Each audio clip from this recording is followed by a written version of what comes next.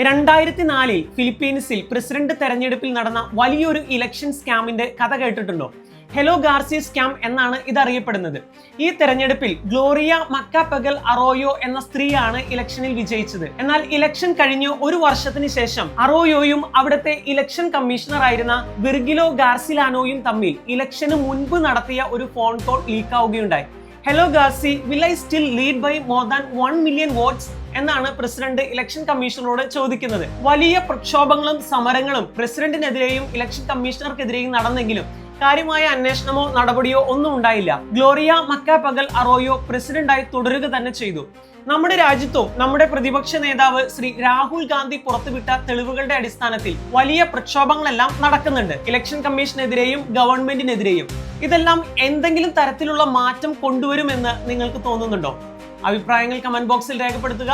കൂടെ ചാനൽ ഒന്ന് സബ്സ്ക്രൈബ് ചെയ്യാനും മറക്കല്ലേ.